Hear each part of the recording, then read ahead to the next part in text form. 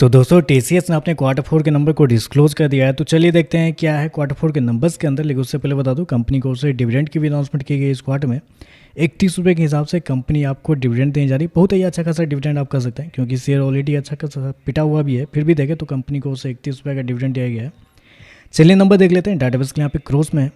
तो देखिए पिछले क्वार्टर में कंपनी 67,087 करोड़ का रेवेन्यू जनरेट की थी ऑपरेशन के थ्रू। पिछले साल 64,479 करोड़ के आसपास, जबकि अभी देखें तो बढ़ के 70,698 करोड़ आपको जाता हुआ देखने को मिला। तो साल दर साल जाते हैं तो साल दर साल कंपनी की रेवेन्यू के अंदर एक अच्छी खासी तेजी आपको देखने को मिल रही है।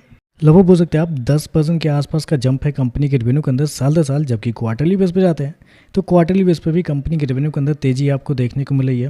लगभग बोल सकते हैं 5 से 6% के आसपास का जंप आपको देखने को मिला है। तो कंपनी का रेवेन्यू देखें साल दर साल क्वार्टर क्वार्टर दोनों आपको बढ़ते हुए देखने को मिल रहा है।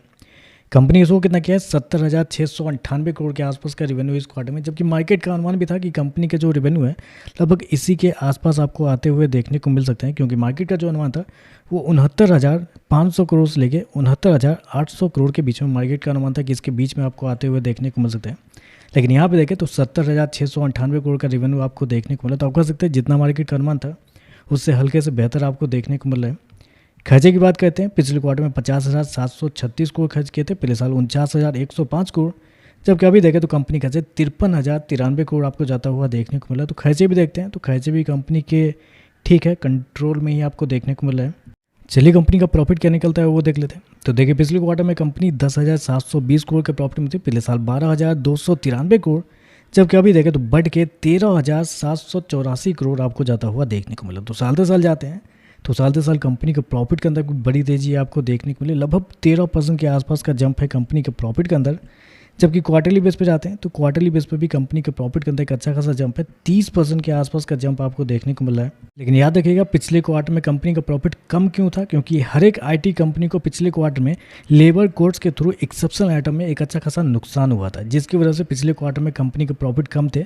वैसे भी देखें तो कंपनी का प्रॉफिट आपको अच्छे देखने को मिल रहा है। कंपनी शो किया 13,784 करोड़ का प्रॉफिट इस क्वार्टर में, जबकि मार्केट का अनुमान था लगभग 13,400 करोड़ से लेके 13,900 करोड़ के बीच में मार्केट का अनुमान था कि कंपनी का प्रॉफिट आपको देखने को मिल सकते हैं। तो प्रॉफिट देखें इनलाइन आपको देखने को मिल रहा है। हालांकि मैं आपको बताना चाहूँगा अदर इनकम इस क्वार्टर में थोड़ा सा कम है पिछले साल और पिछले क्वार्टर के मुकाबले।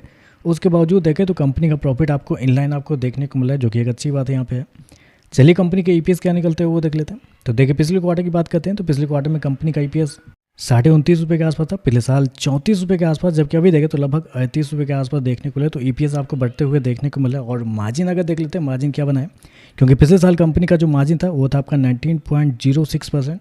पिछले क्वार्टर की बात करते हैं तो पिछले क्वार्टर में 15.97% के आसपास था, जबकि अभी देखें तो कंपनी का मार्जिन 19.49 आपको जाता हुआ देखने को मिला। तो मार्जिन देखते हैं तो आपको साल दर साल बढ़ते हुए देखने को मिले।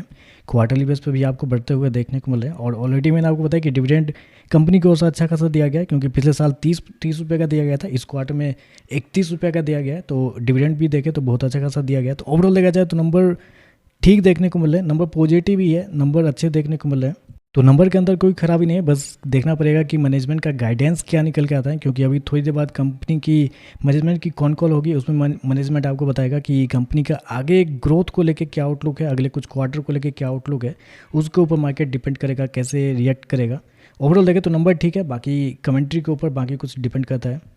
तो वीडियो पसंद आया तो लाइक कीजिएगा, साथ में साथ चैनल को सब्सक्राइब जरूर कीजिएगा। धन्यवाद।